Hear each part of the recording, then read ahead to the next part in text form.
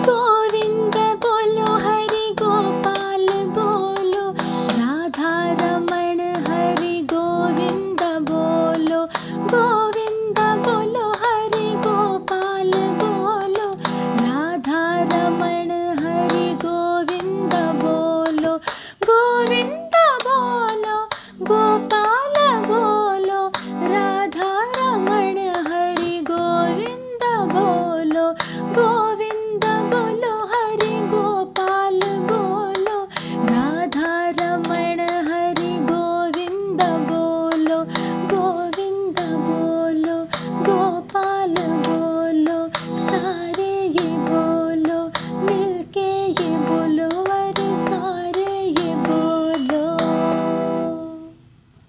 श्रीमद् भागवत जी के तृतीय स्कंद का 13वां अध्याय, वाराह अवतार की कथा।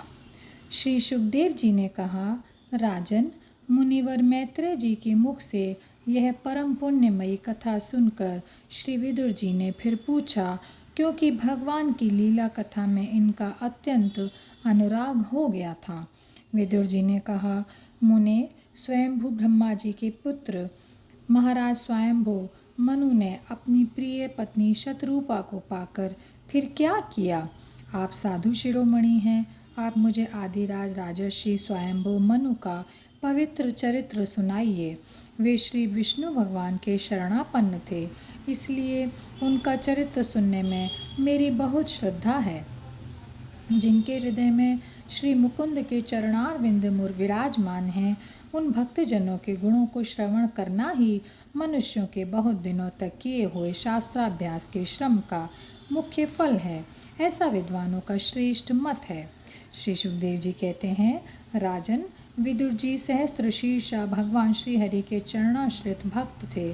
उन्होंने जब विनय पूर्वक भगवान की कथा के लिए प्रेरणा की, तब मुनिवर मैत्रेय जी का रोम रोम खिल उठा। उन्होंने कहा, श्री मैत्रेय जी बोले, जब अपनी भार्या शत्रुपा के साथ स्वयंभू मनु का जन्म हुआ, तब उन्होंने बड़ी नम्रता से हाथ जोड़कर श्री ब्रह्मा जी से कहा, भगवन, एकमात्र आप ही समस्त जीवों के जन्मदाता और जीविका प्रदान करने वाले पिता हैं। तथापि हम आपकी संतान ऐसा कौन सा कर्म करें जिससे आपकी सेवा बन सके? पूज्यपाद, हम आपको नमस्कार करते हैं। आप हमसे हो सकने योग्य किसी ऐसे कार्य के लिए हमें आज्ञा दीजिए जिससे इस लोक में हमारी सर्वत्र कीर्ति हो और परलोक में सद्गति प्राप्त हो सके। श्री ब्रह्मा जी ने कहा, तात, पृथ्वीपते, तुम दोनों का कल्याण हो। मैं तुमसे बहुत ही प्रसन्न हूँ, क्योंकि तुमने निष्कपट भाव से मुझे आज्ञा दीजिए यूँ कहकर मुझे आत्मसमर्पण किया है। वीर, पुत्रों को तो अपने पिता की इसी रूप में पूजा करनी चाहिए। उन्हें उचित है कि दूसरों के प्रति ईर्ष्या का भाव न रखकर जहाँ तक बने उनकी आज्ञा का आदरपूर्वक सावधानी से पालन करें। तुम अपनी इस भार्या से अपने ही समान गुणवती संतति उत्पन्न करके धर्मपूर्वक पृथ्वी का पालन करो और यज्ञों द्वारा श्री हरि की आराधना करो। राजन, प्रजा पालन से मेरी बड़ी सेवा होगी और तुम्हें प्रजा का पालन करते देखकर भगवान श्री हरि भी बहुत प्रसन्न होंगे।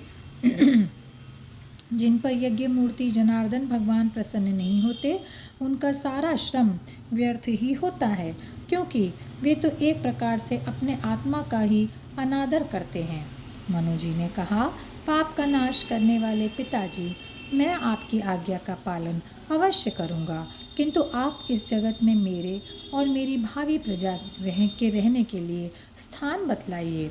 देव, सब जीवों का निवास स्थान पृथ्वी इस समय प्रलय के जल में डूबी हुई है। आप इस देवी के उद्धार का प्रयत्न कीजिए। श्री मैत्रेय जी ने कहा, पृथ्वी को इस प्रकार अथाह जल में डूबी देखकर ब्रह्मा जी बहुत देर तक मन में सोचते रहे कि इसे कैसे निकालूं। जिस समय मैं लोक रचना में लगा हुआ था, उस समय पृथ्वी जल में डूब जाने से रसातल को चली गई। हम लोग सृष्टि कार्य में नियुक्त हैं, अतः इसके लिए हमें क्या करना चाहिए? अब तो जिनके संकल्प मात्र से मेरा जन्म हुआ है, वे सर्वशक्तिमान श्री हरि ही मेरा यह काम पूरा करें। निष्पाप विदुर जी, ब्रह्मा जी इस प्रकार विचार कर ही रहे थे कि उनके नासा छिद्र से अकस्मात अंगूठे के बराबर आकार का एक वराह शिशु निकला।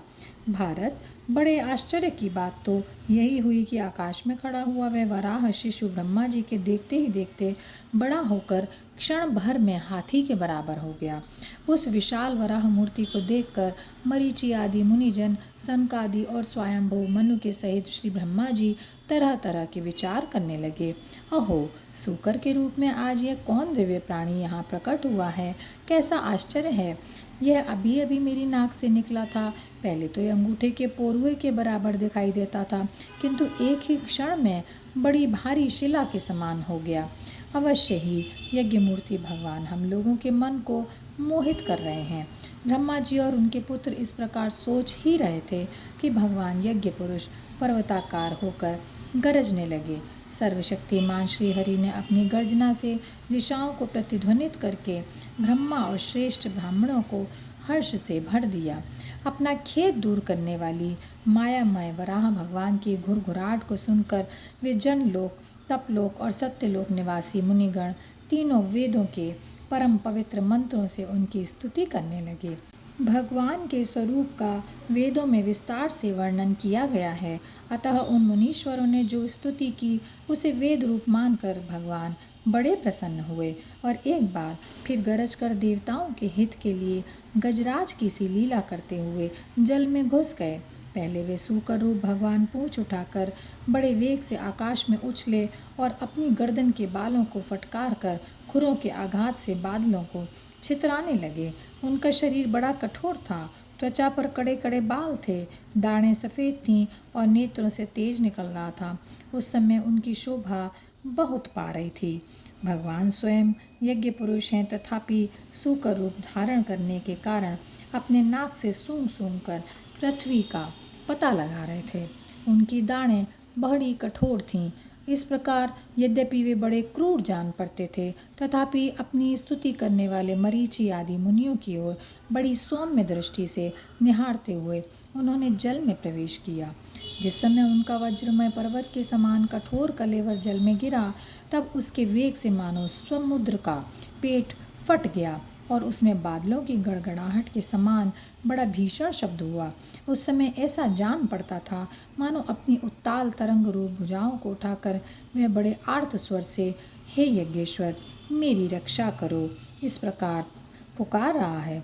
तब भगवान यज्ञ मूर्ति अपने बाण के समान पैने खुरों से जल को चीरते हुए उस अपार जल राशि के उस पार पहुँचे।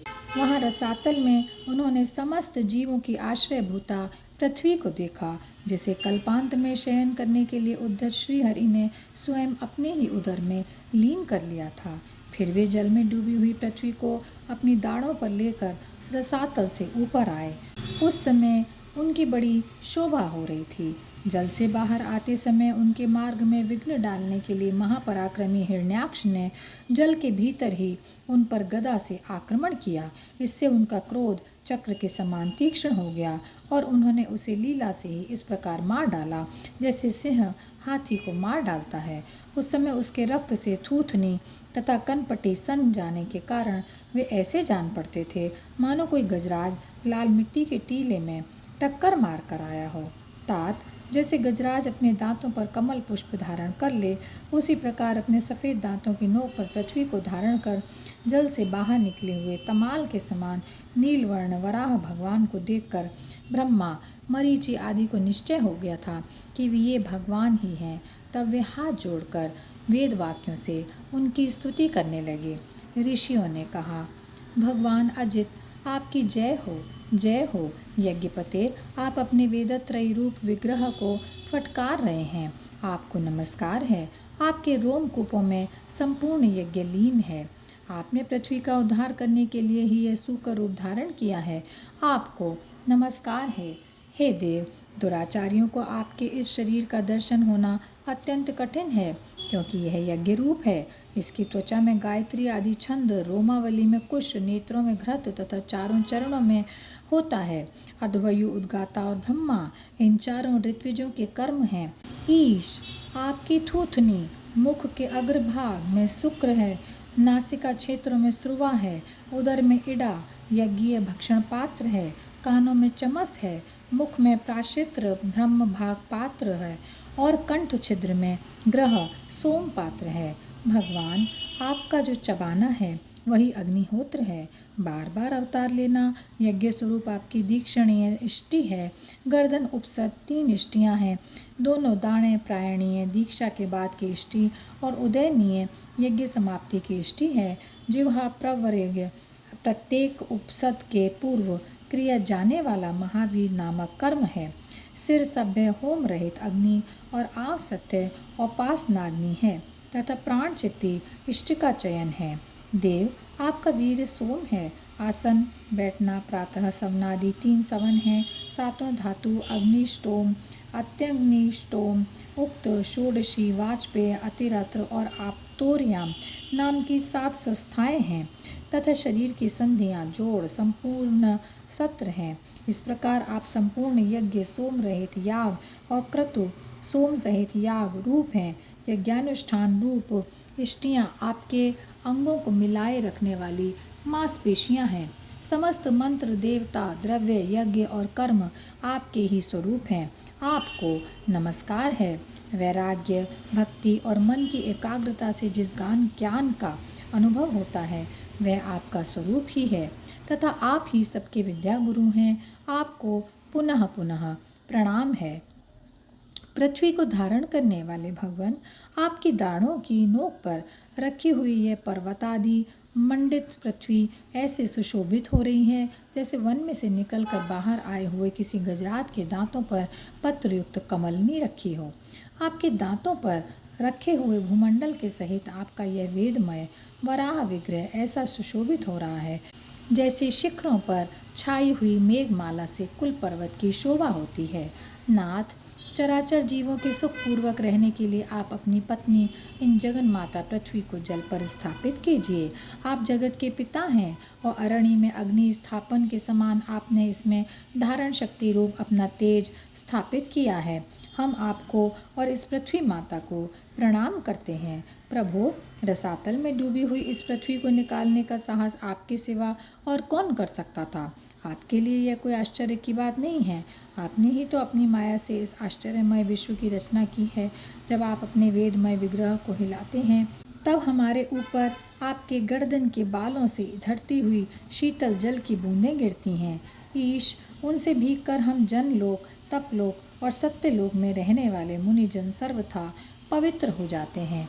जो पुरुष आपके कर्मों का पार पाना चाहता है अवश्य ही उसकी बुद्धि नष्ट हो गई है, क्योंकि आपके कर्मों का कोई पार है ही नहीं। आपकी ही योग माया के सत्वादि गुणों से ये सारा जगत मोहित हो रहा है। भगवान, आप इसका कल्याण कीजिए। श्री मैत्रेय जी कहते हैं, विदुर जी, उन ब्रह्मवादी मुनियों के इस प्रकार स्तुति करने पर सबकी रक्षा करने वाले वराह भगवान ने अपने खुरों से जल को स्तंभित कर उस पर पृथ्वी को स्थापित कर दिया। इस प्रकार रसातल से लीलापूर्वक लाई हुई पृथ्वी को जल पर रखकर वे विश्वक्सेन प्रजापति भगवान श्री हरि अंतर ध्यान हो गए। विदुर जी, भगवान के लीलामय चरित्र अत्यंत कीर्तनीय हैं और उनमें लगी हुई बुद्धि सब प्रकार के पाप तापों को दूर कर देती है। जो पुरुष उनकी इस मंगलमयी मंजुल कथा को भक्ति भाव से सुनता या सुनाता है उसके प्रति भक्त वत्सल भगवान अंतस्थल में से बहुत शीघ्र प्रसन्न हो जाते हैं। भगवान तो सभी कामनाओं को पूर्ण करने में समर्थ हैं। उनके प्रसन्न होने पर संसार में क्या दुर्लभ है, किंतु उन तुच्छ कामनाओं की आवश्यकता ही क्या है। जो लोग उनका अनन्य भाव से भजन करते हैं उन्हें तो वे अंतर्यामी परमात्मा स्वयं अपना परम पद ही दे देते हैं। अरे, संसार में पशुओं को छोड़कर अपने पुरुषार्थ का सार जानने वाला ऐसा कौन पुरुष होगा जो आवागमन से छुड़ा देने वाली भगवान की प्राचीन कथाओं में से किसी भी अमृतमयी कथा का अपने कर्णपुटों से एक बार पान करके फिर उनकी ओर से मन हटा लेगा। और यहीं पर श्रीमद् भागवत जी का 3 स्कंद का 13वां अध्याय समाप्त होता है। जय श्री कृष्णा, जय श्री कृष्णा, जय श्री कृष्णा। गोविंद बोलो हरि